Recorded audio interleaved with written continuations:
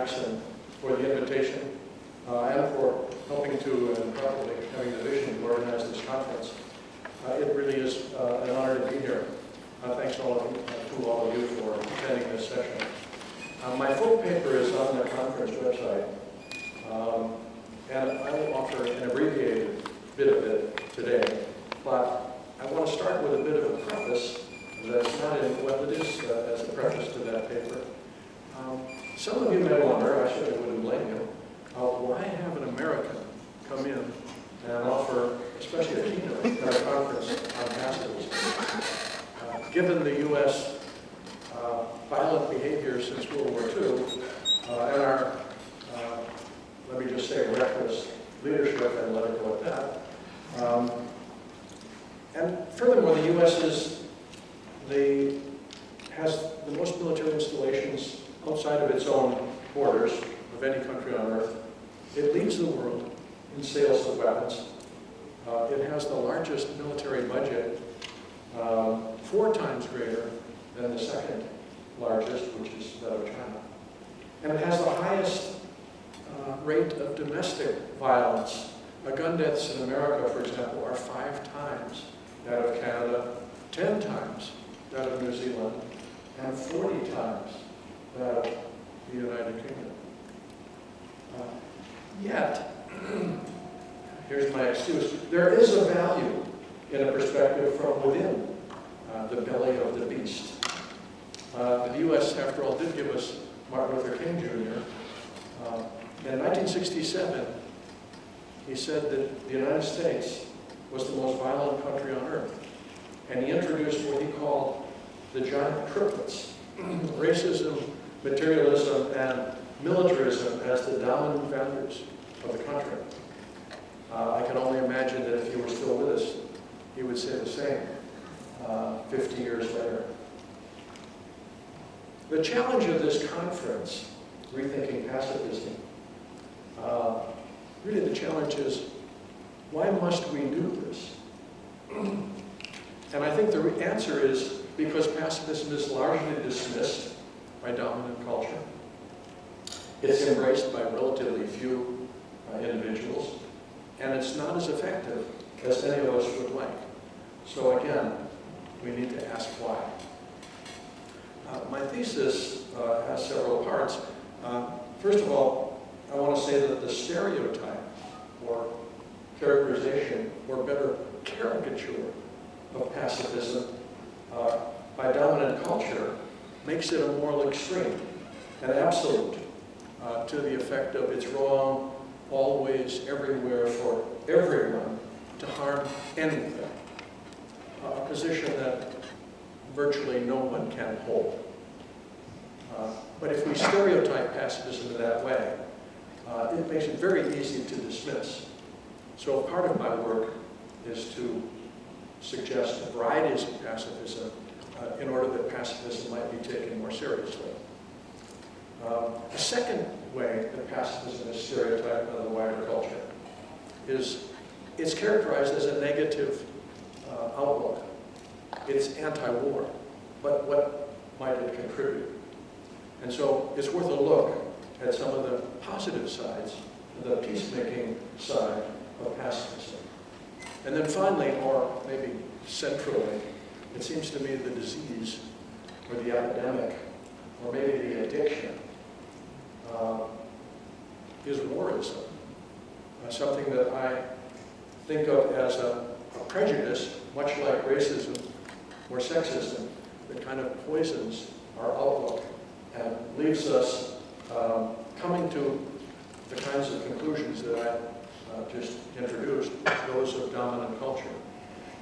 And so my thought is that warism is the primary disease that we need to address.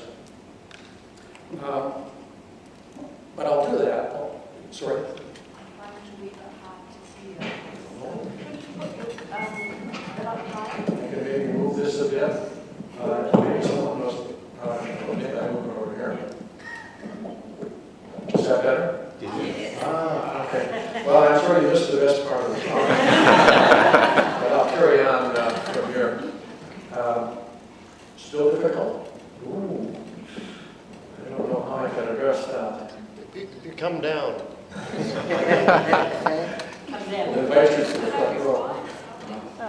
That's good. I can assure you my hearing isn't what it used to be, so I may need some help as we go. Pacifism means peacemaking. It should not be mistaken for pacifism, which means being passive, suffering acceptance, not resisting evil. The two words sound alike, so they're often confused for one another, again, making it easy to dismiss pacifism. My outlook on all of this is that pacifism takes a lot of forms, all of them opposing war and various forms of violence, but beyond this negative position, there's a positive side to pacifism, a variety of peacemaking strategies. So there are two sides to pacifism that we need to consider. In my broader paper that I'll not read all of today, I talk for some length at the concept of just war, the rules of just war, and those who believe in just war, how they get there, and the various principles they use to try to claim that a war is just. And we can come back to that in some of the questions and discussion, if you like. But rather than dwell too much on why people are just warists and how they justify that, I want to focus on varieties of pacifism and then some of the positive sides. Pacifism emerges in part as people respond to the many folks, the dominant numbers in culture, who believe in just war. The weakest form of pacifism, in my mind, which operates alongside versions of the just war thinking, is called pragmatic pacifism. Here, war is not opposed on moral grounds. Rather, it's opposed because violence is not likely to work in the situation at hand. Because resorting to violence will only make matters worse. So pragmatic pacifists sometimes oppose war, sometimes they don't. It depends on their judgment concerning what's the most practical solution to a given problem. Pragmatic pacifists will grant that war can be justified, but in some cases, but they'll simply oppose it in other cases. And that would be the weakest form of pacifism, overlapping to some degree with just warism. A somewhat stronger view along the scale that I imagine is nuclear pacifism. Here, nuclear war is prohibited because it cannot meet the just war conditions of discrimination and proportionality. There is no way to hit only legitimate military targets with nuclear weapons. They are inherently indiscriminate. They destroy children, the elderly, hospitals, and homes as readily as military installations and combatants. Nuclear pacifists often absolutely reject nuclear war, not only because it's never a pragmatic solution, but because it simply can't be justified because of being so indiscriminate. Still, nuclear pacifists sometimes cling to conventional warfare, and so it's a fairly weak form. This brings us to what I call technological pacifism, the view that the technology of modern war has made conventional warfare nearly as indiscriminate as nuclear, so that the just war requirements for waging war cannot be met anymore, if ever they could, due to the inevitable injuries and deaths, the impact onto innocence. So perhaps war was justifiable many years ago, when armies of volunteers met in remote battlefields. But war as we know it today is just too big and too hard to control. At the beginning of the 20th century, most casualties of war were military, but by the end of that century, most casualties of war were civilian. If we rigorously enforce just war guidelines, modern war doesn't qualify, since modern war invariably violates the very principles of discrimination and proportionality. The methods of modern war have made the idea of just war obsolete. Increasing awareness of the fragility of our environment has also resulted in ecological pacifism, a somewhat stronger view. It's perhaps related to technological pacifism, where moral concern goes beyond the impact of war on people and society and focuses the implications of war for our planet, the ecosystem, and the host of species they support. Ecological pacifists point out that the largest single threat to the global environment is military. Not the least because the Earth's military systems are the greatest sources of environmental contamination, including consuming most fossil fuels. While individuals worry about their personal carbon footprint, or may, their taxes support carbon footprints made by military powers. Multiple times, perhaps powers of 10, beyond the impact of any individual. If resorting or preserving our environment is a concern, then curbing the pollution and consumption of the world's military organizations has to be paramount. I've argued elsewhere that if one really wants to be an environmentalist, one has no choice but to be a pacifist. Moving up this scale, fallibility pacifism is the next stronger view.